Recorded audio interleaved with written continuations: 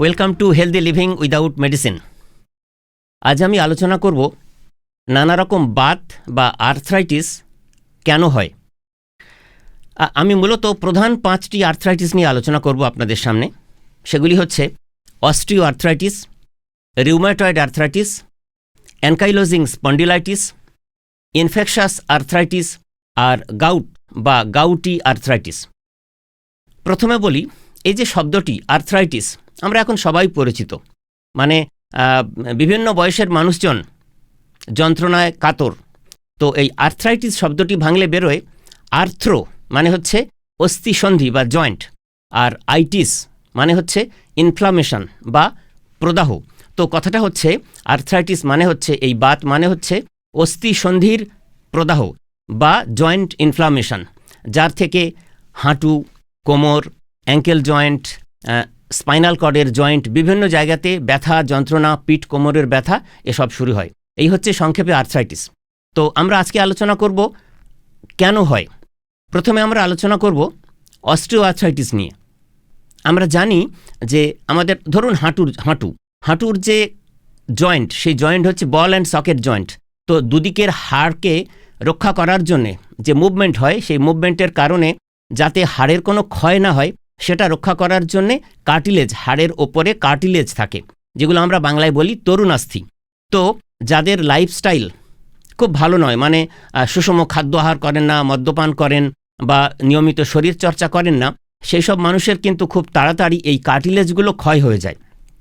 এবারে কি হবে, দুদিকের হাড়ের অস্থিসন্ধির বা জয়েন্টের দুদিকের হাড়ের কার্টিলেজ যদি ক্ষয় হয়ে যায়, তাহলে সেখানে কি হবে, ঘর্ষণের ফলে ব্যথা যন্ত্রণা শুরু হবে, এবং তখন সেটাকে রক্ষা করার জন্যে সেই যে ক্ষয়প্রাপ্ত এরিয়া, সেখানে অস্টিওফাইট বা এক ধরনের কিলক জাতীয় গ্রোথ তৈরি হয়, এবং যেটার কারণে কিন্তু দুটো হাড়ের মধ্যে ঘর্ষণ শুরু হয়, যেটা থেকেই যন্ত্রণা শুরু হয়। তাহলে লাইফস্টাইল মডিফিকেশন করতে পারলে কিন্তু এই হাড়ের ক্ষয় রক্ষা করা সম্ভব।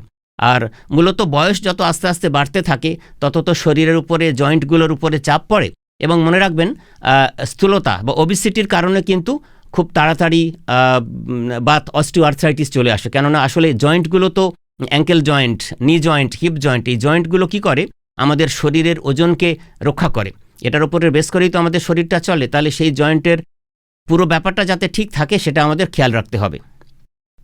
যারা ধরুন স্পোর্টসম্যান বা অন্যান্য যে কোনো কারণে যদি অতিরিক্ত জয়েন্টের ব্যবহারের ফলে, মানে বিভিন্ন জয়েন্টের যদি ইনজুরি কোনো হয়, ইনজুরির হিস্ট্রি থাকে, তাহলে সেই জয়েন্টে খুব তাড়াতাড়ি কিন্তু অস্টিও আর্থ্রাইটিস শুরু হতে পারে। এবং মনে রাখতে হবে, একটা নির্দিষ্ট জয়েন্টে কিন্তু অস্টিও আর্থ্রাইটিস হতে পারে, মানে শুধুমাত্র ধরুন বাঁ দিকের নি জয়েন্ট বা শুধুমাত্র ডান দিকের শোল্ডার জয়েন্ট, কোনো একটা নির্দিষ্ট দিকে কিন্তু অস্টিও আর্থ্রাইটিস হতে পারে। এবার আসি রিউমাটয়েড আর্থ্রাইটিসের কথায়। এটা মনে রাখবেন, এটা কিন্তু একটা অটো ইমিউন ডিজিজ। আসলে এই অটো ইমিউন ডিজিজ মানে হচ্ছে এই রোগটি যখন ঘটে, আমাদের ইমিউন সিস্টেমকে ভুলভাবে আক্রমণ করে বসে। এই রোগটি যখন আসে, তো তখন মাইক্রোগ্লোবিউলিন নামের একটা প্রোটিন তৈরি হয়, যেটা কিন্তু খুব তাড়াতাড়ি রিউমাটয়েড আর্থ্রাইটিস তৈরি করতে সাহায্য করে, এবং তখন আক্রান্ত হয় আমাদের সাইনোভিয়াম, মানে জয়েন্টের যে মেমব্রেন বা জয়েন্ট কভারিং যে এরিয়া আছে, সেগুলো খুব তাড়াতাড়ি আক্রান্ত হয়। এবং দেখা গেছে যে যখন কারোর রিউমাটয়েড আর্থ্রাইটিস দেখা দেয়, তাদের কিন্তু যদি হাঁটুতে হয় তাহলে দুটো হাঁটুতেই হবে, এবং পাশাপাশি অনেক জয়েন্টও কিন্তু সঙ্গে সঙ্গে আক্রান্ত হতে পারে। আরেকটা কারণ আছে, সেটা হচ্ছে আমরা বলি জেনেটিক প্রিডিসপোজিশন কজ, মানে হচ্ছে ফ্যামিলিতে পূর্বে যদি কারোর রিউমাটয়েড আর্থ্রাইটিসের হিস্ট্রি থাকে, তাহলে কিন্তু সেই বাড়ির অন্যদেরও আক্রান্ত হওয়ার সম্ভাবনা থাকে। আর দেখা গেছে যে যারা বিশেষভাবে একটা মাত্র সিগারেট যারা খান, তারা কিন্তু রিস্ক ফ্যাক্টর খুব বেশি, তাদের খুব তাড়াতাড়ি রিউমাটয়েড আর্থ্রাইটিস হওয়ার সম্ভাবনা থাকে। এছাড়া মনে রাখবেন, বিভিন্ন ধরনের ভাইরাল বা ব্যাকটেরিয়াল ইনফেকশন থেকে কিন্তু খুব তাড়াতাড়ি রিউমাটয়েড আর্থ্রাইটিস ধরা দিতে পারে। সেজন্য আমরা যদি সুষম খাদ্য আহার করি, এবং আমরা যদি নিয়মিত শরীর চর্চা করি, মদ্যপান না করি, নেশার দ্রব্য যদি বর্জন করতে পারি, তাহলে আমাদের ব্যাকটেরিয়াল এবং ভাইরাল ইনফেকশন, আমাদের ইমিউনিটি সিস্টেম স্ট্রং থাকবে। তো সেক্ষেত্রে রিউমাটয়েড আর্থ্রাইটিস হবে না। আর এই মনে রাখবেন, মেয়েদের কিন্তু এই রোগটি বেশি হয়, 30-40 বছর বয়সে নারীদের এই রোগটি বেশি হয়। তো সেক্ষেত্রে কারণ হিসেবে উঠে আসে তাদের হরমোনাল ইমব্যালেন্স, যে ফিমেল হরমোনগুলো আছে সেগুলোর কমা বাড়া থেকেও কিন্তু এই রিউমাটয়েড আর্থ্রাইটিস হতে পারে। এবার আমি বলবো আর একটা বাতের কথা যেটা হচ্ছে অ্যানকাইলোজিং স্পন্ডিলাইটিস, এটাও আপনারা নাম শুনেছেন। তো এই রোগটি মূলত আমাদের স্পাইনাল জয়েন্ট মানে স্পাইনাল কর্ডের যে জয়েন্ট তাকে আক্রমণ করে। এই অ্যানকাইলোজিং কথাটা মানে হচ্ছে স্পাইনাল জয়েন্টের যে টোটাল এরিয়া কুশানিং এফেক্ট সেই এরিয়াটাকে আক্রমণ করে বলে এটা রোগটাকে নাম দেওয়া হয়েছে অ্যানকাইলোজিং স্পন্ডিলাইটিস। নির্দিষ্টভাবে এখন বিভিন্ন গবেষণার মাধ্যমে জানা যাচ্ছে যে স্টোম্যাক বা অ্যাবডোমেনের ইনফেকশন থেকেও কিন্তু অ্যানকাইলোজিং স্পন্ডিলাইটিস হতে পারে। আর সুনির্দিষ্টভাবে একটা human leukocyte antigen B27 HLA-B27 জিন, এই জিনটির উপস্থিতির কারণে কিন্তু অ্যানকাইলোজিং স্পন্ডিলাইটিস হতে পারে। এবার আমি আসব গাউট বা গাউটি আর্থ্রাইটিস। গাউট মানে এই যে গেঁটে বাত বাংলায় বলে, এটা অনেকেই এই রোগে ভুক্তভোগী। তো এক্ষেত্রে প্রথম শুরু হয় কিন্তু আমাদের বুড়ো আঙুল গ্রেট টোতে, এছাড়া ছোট ছোট জয়েন্টে হাতের বা পায়ের আঙুলগুলোতে এই বাত বেশি দেখা যায়। তো দেখা গেছে এই যে বুড়ো আঙুল বা অন্যান্য ছোট জয়েন্টে যখন গাউট হয় তখন দেখবেন সেই জায়গাটা লাল হয়ে যায়, ফুলে যায় এবং নরম হয়ে যায়, প্রচণ্ড যন্ত্রণা শুরু হয়। সাধারণভাবে দেখা গেছে যারা রেড মিট খান, যারা জাঙ্ক ফুড খান, সুগারি সফট ড্রিঙ্কস খান, তাদের কিন্তু খুব তাড়াতাড়ি গাউটি আর্থ্রাইটিস হতে পারে, কেননা ইউরিক অ্যাসিড থেকেই কিন্তু এই গাউট এটা হয়।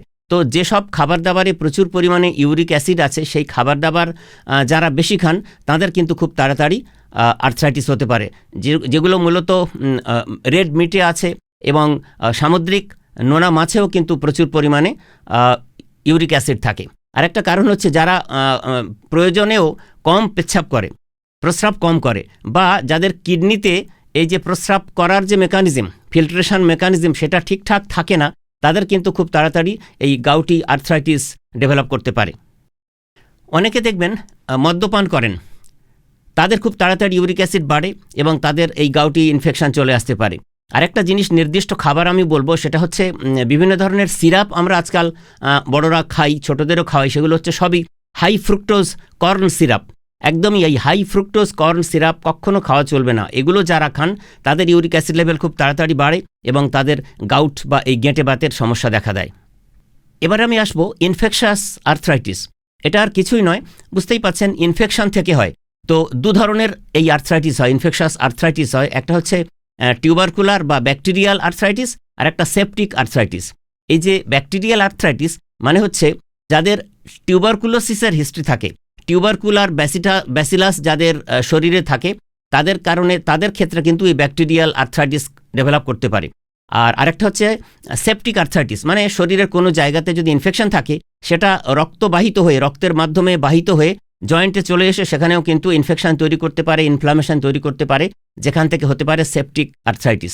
আবার ধরুন শরীরের কোথাও কেটে গেছে, সেটা ঠিকভাবে যদি ট্রিটমেন্ট না হয়ে থাকে, সেখানে ইনফেকশন তৈরি হয়, সেখান থেকেও রক্তের মাধ্যমে সেই আর্থ্রাইটিস, সেই যে ইনফেকশনটা চলে আসে বিভিন্ন জয়েন্টে, যে কোনো ছোট বড় জয়েন্টে, সেখান থেকেও কিন্তু সেপটিক আর্থ্রাইটিস হতে পারে। সম্প্রতিকালে জানা যাচ্ছে যে স্ট্রেপ্টোকক্কাস এবং স্ট্যাফাইলোকক্কাস ইনফেকশন থেকেও কিন্তু ইনফেকশাস আর্থ্রাইটিস হতে পারে। আর সবশেষে বলবো, অনেকেই আজকাল তড়িঘড়ি করে নি জয়েন্ট বা হিপ জয়েন্ট রিপ্লেসমেন্ট করেন, তারপরের কিন্তু এক ধরনের ইনফেকশন হয়ে যেতে পারে, সেপটিক ইনফেকশন। সেই সব কারণেই কিন্তু ইনফেকশাস আর্থ্রাইটিস হতে পারে। তো এই 5 রকম আর্থ্রাইটিসের কারণগুলোর মধ্যেই আপনারা বুঝতে পারলেন যে কি কি না করলে এগুলো থেকে রক্ষা পাওয়া যাবে, সেগুলো সবই লুকিয়ে আছে। মন দিয়ে ভিডিওটি শুনলে আশা করি আপনারা উপকৃত হবেন। ধন্যবাদ, আপনারা খুব ভালো থাকুন।